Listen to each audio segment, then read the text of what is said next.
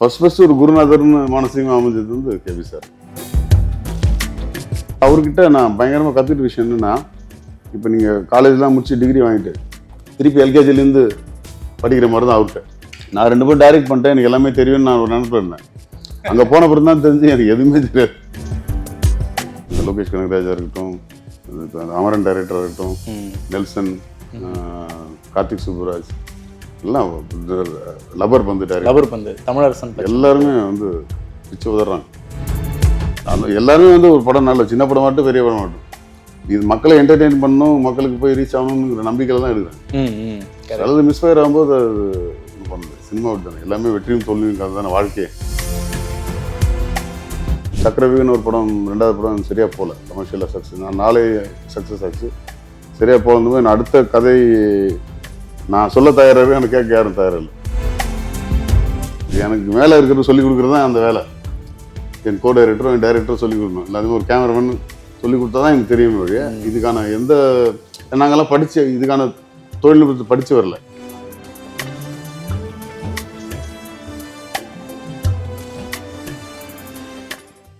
KP சாரோட அவர் life வந்து எல்லாருக்குமே தெரியும். அவர் எப்படிப்பட்ட ஒரு டைரக்டர் அப்படின்றது எல்லாருக்குமே தெரியும் சார்.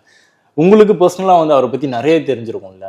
ஸோ அவரை பற்றி ஒரு சில வார்த்தைகள். கேபி சார் வந்து அதான் என்ன முத வந்து ஆக்சுவலாக நான் அங்கே இன்னொரு நண்பர் மூலமாக, எட்வின் ஒரு நண்பர் மூலமாக தான் அங்கே போனேன். அப்புறம் சக்கரவியூ முடிஞ்ச பீரியடு நான் பாம்பேயில் ஒர்க் பண்ணதுனால அவருக்கு வந்து ஹிந்தியில் படம் பண்ணலான்னு ஒரு பிளான் இருந்தது. ஓகே, ப்ரொடியூஸ் பண்ணலான்ட்டு. அப்போ அப்படியே பேசிட்டு இருந்தோம், என்ன மாதிரி கதைகள் பண்ணலான்னு சொல்லி பேசிட்டு இருக்கும்போது நான் தான் சொன்னேன், நினைத்தால் இன்னைக்குன்னு ஒரு படம் KB sir, Rajini sir, Kamal sir நடிச்ச படம், கேபி சார் டைரக்ட் பண்ணாங்க 80s சார். மியூசிக்கல் ஸ்கிரிப்ட் வந்து இப்போ அப்போ வந்து இந்த நான் பேசுகிற இந்த காலகட்டம் வந்து எம்டிவி சேனல்லாம் பயங்கர பீக்கில் இருந்த period. Okay, so musical script ஒன்று பண்ணால் உங்களுதே இருக்குது சார், அதை வந்து ஹிந்தியில் பண்ணுவோம், நல்ல ஒரு ராக் பேண்டு மாதிரி வச்சு பண்ணலாம். அப்போ இந்த ராக்கான்னு ஒரு படம் கூட வரல அந்த காலகட்டம், சாரி. ஸோ அப்போ பண்ணலான்னு சொல்லி பேசுனா அவருக்கு அந்த ஐடியா பிடிச்சி, ஸோ அந்த கதையே கொஞ்சம் வந்து கான்டெம்பரரியாக டெவலப் பண்ணோடனே அவர்கிட்ட சொன்னால் ரொம்ப இன்ட்ரெஸ்டிங்காக பண்ணலாமேன்னு சொன்னார். அப்புறம் இந்தியாவில் கொஞ்சம் ஆக்டர்ஸ்லாம் அப்ரோச் பண்ணோம். இன்ஃபேக்ட் வித்யா பாலன்லாம் நடிக்கிறேன்னு சொன்னாங்க அந்த பீரியடில்.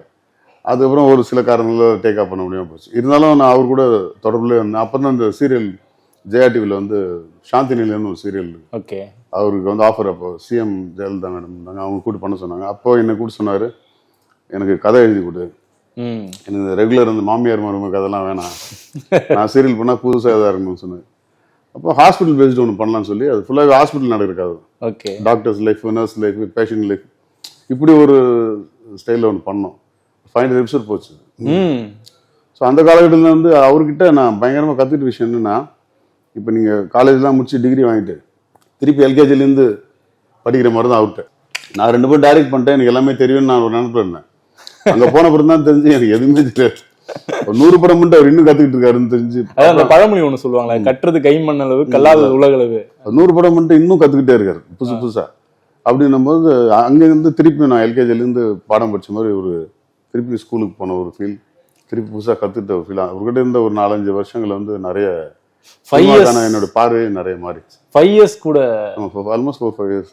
இப்போ நிறைய சீரியல 2 வருஷம் பண்ணோம். நல்ல கதைகள் எது பண்ணாலும் கூப்பிடுவாரு, திடீர்னு ஏதாவது டிஸ்கஷனாக கூப்பிடுவாரு, அப்படி போயிட்டு வந்துட்டு பக்கத்துல இருந்தே டிராவல் பண்ணக்கூடிய அது வந்து காட்ஸ் கிஃப்ட்.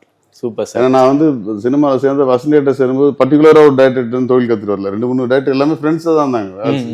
அப்படிதான் வந்தேன். ஃபர்ஸ்ட் ஒரு குருநாதர்னு மானசீகமாக அமைஞ்சது வந்து கேபி சார். சூப்பர். ஸோ எல்லாரோட டைரக்ஷன்லையும் எல்லாரோட படத்துலையும் பார்த்தீங்கன்னா கேபி சாரோட டச் வந்து எதையாச்சும் ஒன்று எடுத்து யூஸ் பண்ணக்கூடிய சூப்பரான ஒரு டைரக்டர் தான் அவர். ஸோ அவரோட படங்கள்ல உங்களுக்கு ரொம்ப ரொம்ப பிடிச்ச படம்னா எது சார்? படத்தை தனிச்செல்லாம் சொல்ல முடியாது. எதுவாக இருக்கட்டும், நீர்க்குமையாக இருக்கட்டும், சர்வசுந்தரமாகட்டும், அவர் கதைகள், அவருடைய படங்கள் எல்லாமே. அதெல்லாம் நாங்கள் வந்து சினிமாவில் உதவி இயக்குனராக வந்தப்போ என்ன பண்ணோம்னா, அப்போ வந்து எப்படி திரைக்கதைனா எப்படி கற்றுக்கிறது, ரைட்டிங்னா எப்படி கற்றுக்கிறதுனா, இப்போ 1 மாதம் ஃபுல்லாக கேபி சார் படங்கள். அப்போ அந்த விஹெச்எஸ் கிடைக்கும். ஓகே, விஹெச்எஸ் வந்து சிடிலாம் கிடையாது. விஹெச்எஸ் வந்து அந்த டெக், வீட்டில் டெக் இருக்கும். விஹெச்எஸ் மேலே 10 ரூபா 20 ரூபா வாடகை கொடுத்து வாங்கிட்டு வந்து. விஹெச்எஸ்னா sir? Tape, cassette. Okay. Cassette tape ஆமா, இதெல்லாம் கிடையாது. ஃபிலிம் மாதிரி சுத்திட்டு இருப்போம். இல்ல இதுதான் உள்ள டேப், ஒரு டேப் இருக்கும், அதுல உள்ள சின்ன ஸ்பூல் மாதிரி ஃபிலிம் இருக்கும் நம்ம. சோ அந்த VHS டேப் வந்து வாங்கிட்டு வந்து VCR ரெக்கார்டர் இருக்கும், அதுல போட்டோம்னா டிவியில கனெக்ட் பண்ணி படம் பார்க்கலாம்.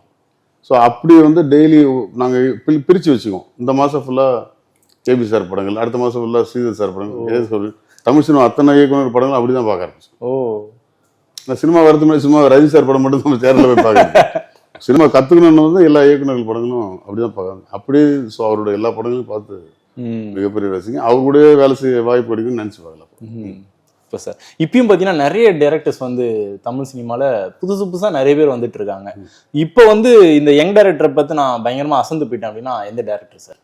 நிறைய பேர் இருக்காங்க. லோகேஷ் கனகராஜா இருக்கட்டும், அமரன் டைரக்டர் இருக்கட்டும், நெல்சன், கார்த்திக் சுப்புராஜ், எல்லாம் லப்பர் பந்து தமிழரசன், எல்லாருமே வந்து பிச்சு உதறாங்க.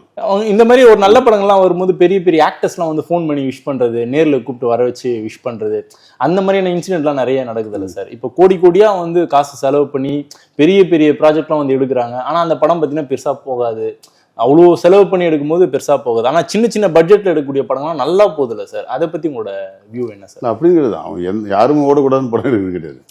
அவங்க ஒரு அட்டன் பண்றாங்க, அது சரியா ரசிகர்களுக்கு போய் சேரலன்னும் போது அது தலைமை கூட அடுத்தது மாத்திக்கணும். அவ்வளவுதான். ஸோ அந்த எல்லாருமே வந்து ஒரு படம் நல்ல சின்ன படம் மட்டும் பெரிய படம் மட்டும் இது மக்களை என்டர்டெயின் பண்ணணும், மக்களுக்கு போய் ரீச் ஆகணுங்கிற நம்பிக்கையில தான் எடுக்கிறாங்க.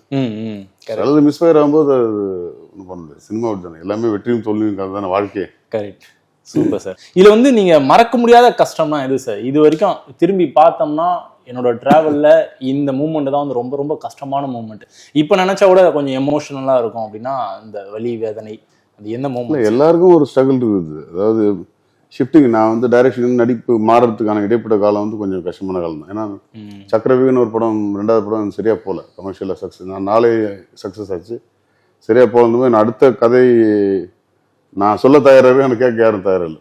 ஸோ அது ஒரு அந்த அந்த ஒரு அந்த ஒரு போர்ஷன், அந்த ஒரு பீரியட் ஆஃப் டைம் வந்து கொஞ்சம் சக்கரவியூகத்துக்கு அப்புறமா 2008க்கு அப்புறம் கேபி சார் கூப்பிட்டு இந்த சீரியல் ஸ்கிரிப்ட் பண்ண சொன்னோன்னே திருப்பி கொஞ்சம் ஒர்க் வர ஆரம்பிச்சு. அப்புறம் நானாக தான் சீரியல் விலகி வந்தேன். நமக்கு அது சீரியலோட டைரக்ட் பண்ணுறது, எழுதுறது, அது வேற ஸ்டைல் நமக்கு செட் ஆகலை. ஸோ அப்போ நானே சொல்லிட்டு வெளியே வந்து டைரக்ஷன் ட்ரை பண்ணுறேன்னு. வெளியே வந்தால் ஆட்டோமேட்டிக்காக நடிப்பு தான் வர ஆரம்பிச்சு. ஸோ அப்படி நடிக்க ஆரம்பிச்சது தான் சார். ஒரு டைரக்டர், ஒரு ஆக்டர், ரெண்டுமே நீங்கள் பண்ணியிருக்கீங்க. ரெண்டுத்துல வந்து எது சார் ரொம்ப கஷ்டம்? டைரக்ஷன் தான். ஆட்டோமேட்டிக்காக டைரக்ஷன், ரைட்டிங்லாம் ரொம்ப கஷ்டமான விஷயம். ஆக்டிங் கூட கம்பேர் பண்ணுது. ஆக்டிங்கும் சாதாரண விஷயம் கிடையாது, அதுக்கும் பெரிய ஹோம்ஒர்க் அதெல்லாம் வேணும். ஸோ பட் அந்த ஆக்டரே வேலை வாங்கக்கூடிய இடத்துல இருக்கிறதுனால நம்ம இன்னும் கொஞ்சம் ப்ரிப்பேர்டாக இருக்கணும். ஆமாம், அவ்வளோ பேரை வந்து ஒன்றா சேர்க்கணும், வேலை கேப்டன் ஆஃப் தி ஷிப்னு டைரக்டர் சொல்றது காரணமே அது.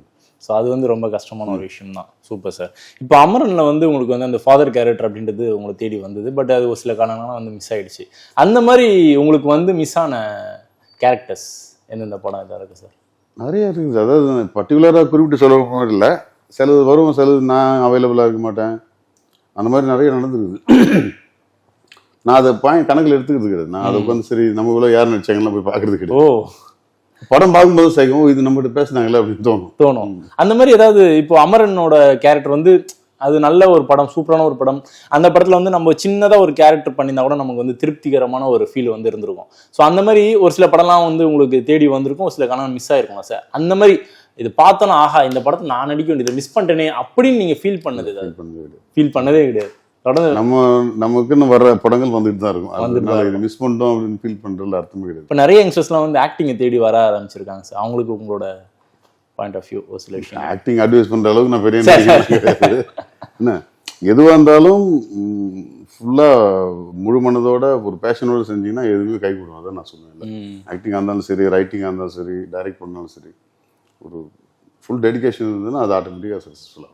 ஸோ சினிமாவில் சர்வே பண்ணோம் அப்படின்னா நமக்கு வந்து தொடர்ந்து ஒரு இன்கம் இருந்தால் தான் நம்மளால் வந்து சர்வேவே பண்ண முடியும். அதை தாண்டி ஃபேமிலி வர ரன் பண்ணோம் அப்படின்றப்போ ஒரு ப்ரெஷர் ஆட்டோமேட்டிக்காக வந்துடுது.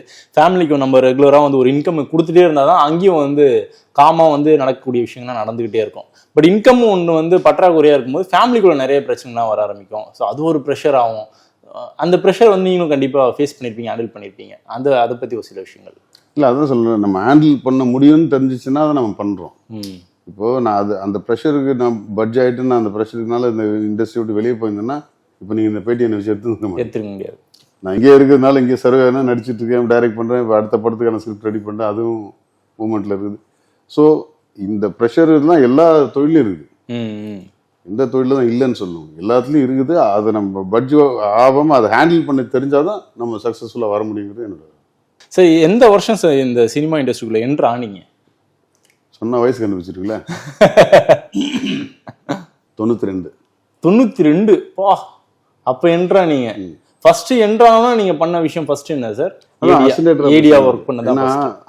அசிஸ்டன்ட்னா என்னன்னு தெரியாது, சினிமான்னு தெரியும், அவங்க வேலை என்ன, அசிஸ்டன்ட் என்ன வேலை பார்ப்பாங்க, அசிஸ்டன்ட்னு ஒரு 6-7 பேர் இருப்பாங்க, ஒரு டீமாக இருக்கும், அதில் ஒருத்தருக்கு ஒரு வேலையை பிரித்து கொடுத்துருப்பாங்க, அந்த வேலை எப்படி செய்யறது இதை கற்றுக்கிறதுக்கே ஒரு 2-3 வருஷம் ஆகிடும் உங்களுக்கு பேசிக்கலாக, இந்த பேசிக் புரியறதுக்கு. அதுக்கப்புறம் அதில் நீங்கள் எக்ஸ்பர்ட் ஆகணும், அதுக்கு டைம் எடுக்கும். ஸோ இப்போல்லாம் வந்து சொல்ல நீங்கள் அசிஸ்டன்ட் ஆகும் கூட டைரக்டர் ஆகிடலாம். இப்போ வந்து தொழில்நுட்பமும் எதுவோ வந்து நெட்டில் இருக்குது, ஃபோன் ஓப்பன் பண்ணால் நீங்கள் எதை வேணால் கற்றுக்கலாம். அப்போ எங்களுக்கு எந்த ரிசோர்ஸஸும் கிடையாது. எனக்கு மேலே இருக்கிறது சொல்லிக் கொடுக்குறது தான் அந்த வேலை. என் கோ டைரக்டரும் என் டைரக்டரும் சொல்லிக் கொடுக்கணும், எல்லாத்தையும் ஒரு கேமராமேன் சொல்லிக் கொடுத்தா தான் எனக்கு தெரியும் வழியா. இதுக்கான எந்த நாங்கெல்லாம் படித்து இதுக்கான தொழில்நுட்பத்தை படித்து வரல, வேற படித்து இதுக்குள்ளே உண்டோம். ஸோ அங்கே வந்து வேலை செஞ்சு கற்றுக்கிட்டு தான் இம்ப்ரூவைஸ் பண்ணி ரைட்டிங்னா என்ன, டைரக்ஷன் எல்லாமே அங்கே படிச்சு தான். எங்களுக்கு எந்த புக்குமே கிடையாது, நாங்கள் படித்தது எல்லாமே சினிமா தான், படங்கள் தான், திரைப்படங்கள் தான் எங்களோட புத்தகங்கள். சார் அப்பெல்லாம் வந்து சினிமா கற்றுக் கொடுக்கறதுக்கான ஸ்டடீஸ்லாம் இருந்ததா சார்? காலேஜஸ்ல இருந்தது, இன்ஸ்டியூட்ஸ் இருந்தது, அப்பயும் இருந்தது. இன்ஸ்டியூட்ல வந்து லிமிட்டட் ஸ்டூடெண்ட்ஸ், நம்ம ஒரு பேட்சில் உள்ள பேர் தான் சேரணும்லாம் இருக்கும். ஸோ அதை தாண்டி போக முடியாது. ஸோ அது நான் டிப்ளமோ முடிச்சுட்டு இங்கே வந்துட்டேன். ஸோ அதனால வந்து எனக்கு அது இதுக்கு மேலே அதில் போய் சேர்ந்து கற்றுக்கிட்டுலாம் வரணும்னு ஒரு என்ட்ரன்ஸ் கிடைச்சது, ஒரு கேட் கிடைச்சி உள்ள நுழைஞ்சிட்டேன். கரெக்டாக நுழைஞ்ச அப்புறம் கற்றுக்கலாம் சொல்லி உள்ள வந்த அப்புறம் தான் கற்றுக்க ஆரம்பிச்சேன். சார் நீங்கள் கேபி சார் கூட 5 இயர்ஸ் வந்து இருந்திருக்கீங்கன்றப்போ அதை விட பெருசாக வேறு எதுவும் தேவைப்படாதுன்னு நினைக்கிறேன். சார் ஃப்ரெண்ட்ஸ்லாம் வந்து ரொம்ப ரொம்ப முக்கியம் லைஃப்க்கு. அதுவும் நம்ம எப்போலாம் வந்து சேடாக ஃபீல் பண்ணுறோம், எப்போலாம் வந்து மனசுலாம் வந்து சோர்ந்து போயிருக்கோம், அப்போலாம் வந்து ஒரு மோட்டிவேஷன் வந்து கொடுப்பாங்க. அப்போத்துலேருந்து இப்போ வரைக்கும் உங்க கூட வந்து ட்ராவல் பண்ணிட்டு இருக்கக்கூடிய நண்பர்கள்லாம் இருக்காங்களா சார்? நட்டி சார் தான் அப்போதுலேருந்து. ஓகே, ஏன்னா அவரால் தான் சினிமாவுக்கு நான் வந்தது. இன்னைக்கு வரைக்கும் அவர் நானும் க்ளோஸ் ஃப்ரெண்ட்ஸ் தான். இன்றைக்கும் எப்போல்லாம் ஃப்ரீயாக இருக்கார், அவர் ஷூட் இல்லாமல் இருக்கார், நான் ஃப்ரீயாக இருந்தால் 2 பேரும் சந்திச்சுங்க வர ஆஃபீஸ். ரொம்ப க்ளோஸ் ஃப்ரெண்டு. அந்த மாதிரி Natty is one of best friend இந்த இண்டஸ்ட்ரிக்கு வெளியிருந்தும் உள்ளேருந்தும். ஏதாவது என்ன கஷ்டமாக இருந்தாலும் சரி, என்ன ஒரு ஹாப்பி மூடாக இருந்தாலும் சரி, டக்குன்னு வந்து அவர் தான். ஆமாம். ஓகே, மகாராஜால வந்து சூப்பரான ஒரு ரோல் வந்து அவருக்கு வந்து கிடைச்சது. பார்த்துட்டு என்ன சொன்னீங்க அவர்கிட்ட? ஆமாம், வழக்கமாக நல்லா இருந்தால் அப்ரிஷியேட். நாங்கள் எல்லாத்தையும் டிஸ்கஸ் பண்ணிக்குவோம். ஸோ மகாராஜா பற்றி முதல்லேருந்தே அவருக்கு பெரிய நம்பிக்கை இருந்தது. ஓகே, அவர் படம் ஷூட்டிங் நடிச்சிட்டு வரும்போது வந்து நாங்கள் உட்காந்து பேசும்போது சொல்லுவோம், இந்த படம் நல்லா வரும்னு சொல்லிட்டு இருப்பார். அதுக்கப்புறமா பெரிய சக்ஸஸ்ஃபுல்லாக வந்துச்சு. அவர் கேரக்டர் ரொம்ப பிரமாதம் இருந்தது. ஆமாம், அவர் கேரக்டர் செம சூப்பரான கேரக்டர் இருந்தது. அந்த வில்லன்கள் வந்து ரிவீல் பண்ணும்போது கிளைமேக்ஸ் வந்து இவனை என்ன பண்ணலான்ற மாதிரி அதெல்லாம் பயங்கரமான ஒரு கிளாப்ஸ். நீங்க எப்படி தியேட்டர்ல உட்காந்து பயங்கரமா நீங்க தியேட்டர்ல தான் பார்த்தேன்.